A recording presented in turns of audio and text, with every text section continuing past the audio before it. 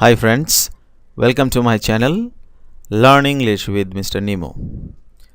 Let's go ahead. In today's video, we are gonna look at some common phrasal verbs for business English.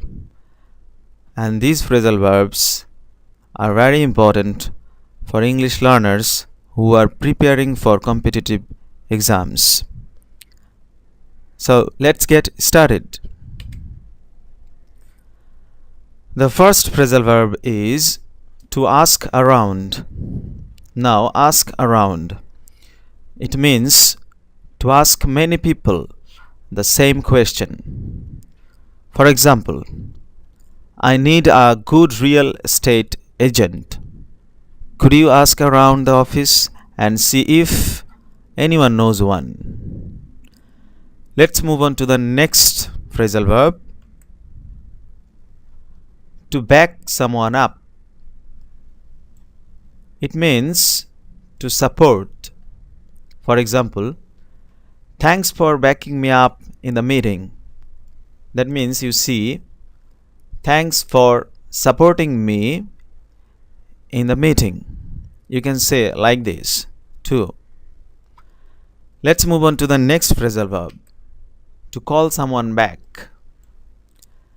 It means to return a phone call.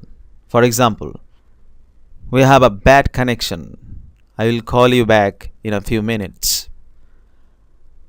And the next phrasal verb that I have for you is to call something off. To call something off, it means to cancel. For example, management is going to call the meeting off because so many people are out sick today. Let's move on to the next phrasal verb. To not care for. It means to not like. For example, I do not care for team building activities. I think they are a waste of time. Let's move on to the next phrasal verb. The phrasal verb is to check in. It means to arrive and register at a hotel or airport. For example, we checked in at 5 p.m. and then went to get something to eat. Let's move on to the next phrasal verb. To check out. It means to leave a hotel. For example, we checked out a few hours late and had to pay an extra fee. Let's move on to the next phrasal verb. To check someone or something out. It means to look at carefully or investigate. For example, I'm not sure why the copier isn't working. I will check it out. Let's move on to the next phrasal verb. The phrasal verb is to chip in, also to pitch in. It means to help. For example, we should be able to finish quickly if everyone pitches in. Let's move on to the next phrasal verb. The next phrasal verb is to come across. To come across. It means to find unexpectedly. For example, I was reading last night and I came across a couple of phrasal verbs I had never seen before. Let's move on to the next phrasal verb. The phrasal verb is to count on. It means to rely on. For example, we have a great team. I can count on everyone to do their best. Let's move on to the next phrasal verb. To cut back on. The phrasal verb is to cut back on. It means to consume less.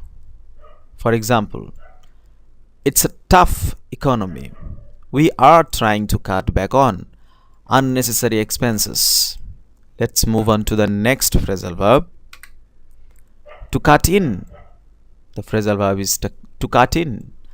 It means to interrupt. For example, can I cut in and say something, please? Let's move on to the next phrasal verb. The phrasal verb is to do something over. It means to do again. For example, I can't believe I closed the document without saving. Now I am going to have to do the whole thing over. Let's move on to the next phrasal verb. To do away with. The phrasal verb is to do away with. It means to discard, to put an end to.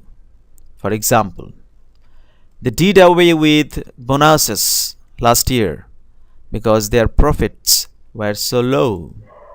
Let's move on to the next phrasal verb.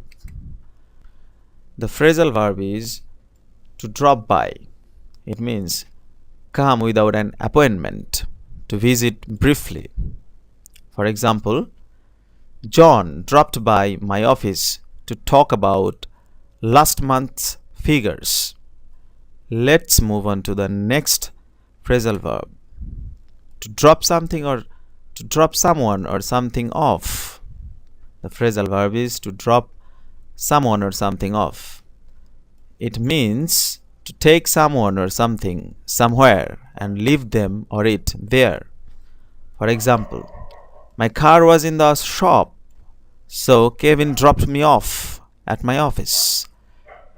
Let's move on to the next phrasal verb. The phrasal verb is to end up.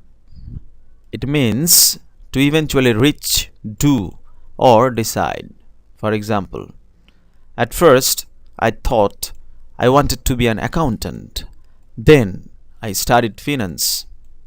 I ended up getting my degree in management though. Let's move on to the next phrasal verb. The phrasal verb is to figure something out. It means to understand, to find the answer.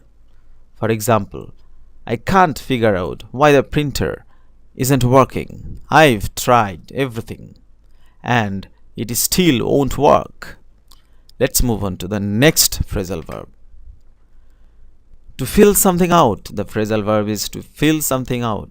It means to write information in blanks. For example, there were a lot of forms to fill out when I got my new job. Let's move on to the next phrasal verb. To find out. It means to gain knowledge about. For example, I finally found out how to forward my mail from one mail account to another. Let's move on to the next phrasal verb. To get something or someone back. It means to receive something that you had before. For example, you can borrow my stapler, but make sure I get it back when you are done with it. Let's move on to the next phrasal verb.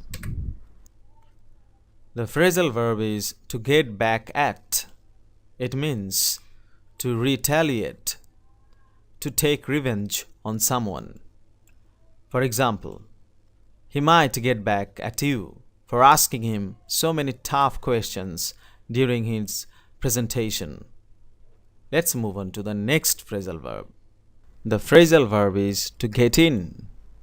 Okay, we got two different meanings here. A, enter. B, arrive. For example, A, get in the car. I'll give you a ride. B, I worked late last night and didn't get in until after 9 p.m. Let's move on to the next phrasal verb. The phrasal verb is to get over something. It means to recover. For example, I was upset that I didn't get the promotion, but I got over it after a while. So that is how you would use this phrasal verb. Let's move on to the next phrasal verb. The phrasal verb is to get together. It means to meet, but not for the first time. For example, I try to get together with some old friends. from college once or twice a year. Let's move on to the next phrasal verb. The phrasal verb is to get up. Okay, we got two different meanings here. A, to get out of bed, and B, to stand. For example, A, I get up late on the weekends because I have to get up really early on weekdays. B, he got up and walked to the podium to give his speech.